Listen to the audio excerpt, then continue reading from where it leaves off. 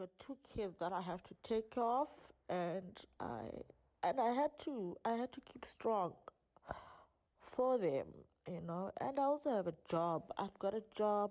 I'm also a student, and all these things required all of me. I tried my best, and it turned out that I had the chest pains because I was basically struggling to breathe. I was basically struggling to keep myself calm. I just couldn't. And everything just built up. And I thought I was coping. I thought I was surviving. But I was not. Hence the chest pains. It's been close to 7 months now since the pandemic, since the lockdown, and I still suffer from the chest pains. And still trying to find ways to work around this. It will be okay. It will pass. I'm just struggling to breathe. I just need to breathe. I just need to keep breathing. Oh man, I just need to remember to take a breath. I'm struggling to breathe. These words often struggled out of the mouths of the mothers I had conversations with. Conversations about how they were doing and how they were coping with mothering during lockdown.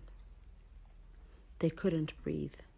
And like Mandisa, whose breaking voice you hear at the beginning of this video, as she struggles to tell her story, they were not coping with mothering in a pandemic.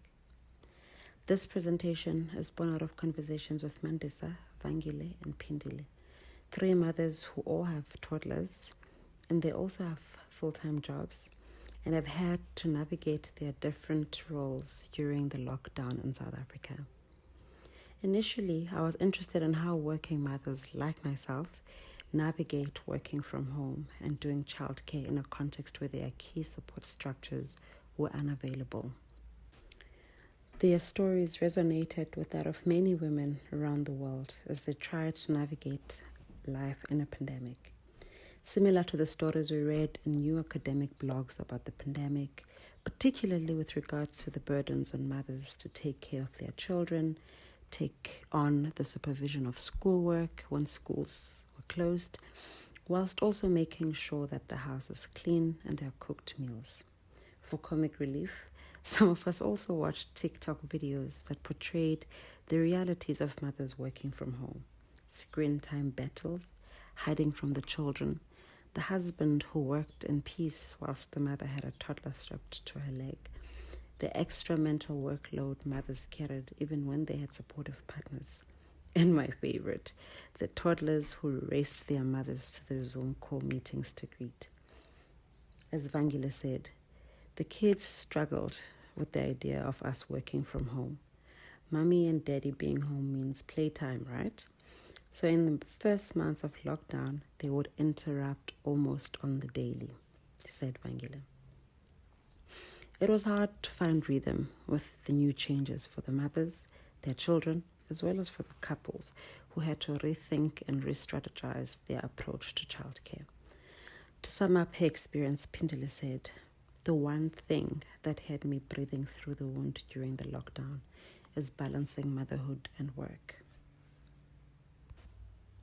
Although I myself had escaped to the bathroom a few times to catch a breath and to remind myself, Zianda, just breathe, I had not quite thought about such a basic physiological action, to just breathe. And even with the mothers, the first bit of the conversation would be about the kind of things I've already mentioned, the ones that would easily be followed by, you know what I mean? I'm just trying to find balance. That's a lot of work. I'm tired. I can't wait for the country to return to normal, they would say. But although the country had paused, with all the restrictions put in place, and it felt like there was a standstill for others, life had actually continued. Loved ones continued to fall sick. Loved ones continued to die, among other things. Mothering in a pandemic also meant mothering in a context filled with sickness and death. That is what I want to highlight here in this brief presentation.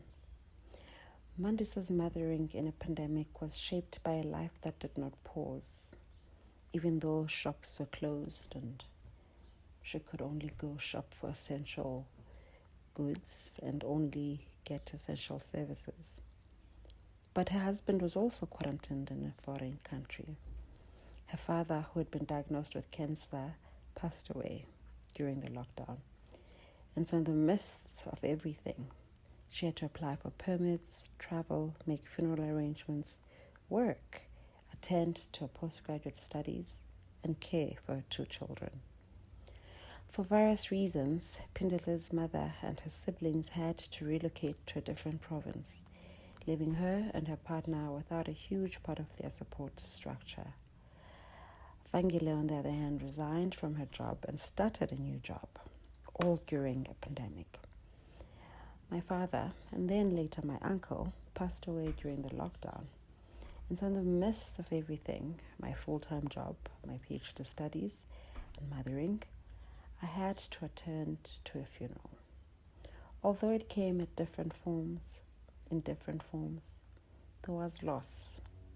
All of these life events were happening in a context of restricted social gatherings, restricted visits from friends and family, and at some point, restricted domestic services, which are an extension of a mother's village in the absence of family members and friends who can assist. Mothering in a pandemic for Mandisa, Vangile, Pindile, and myself was chest pains and stolen moments to go breathe. We were struggling to breathe, and when we could, we were breathing through the wound.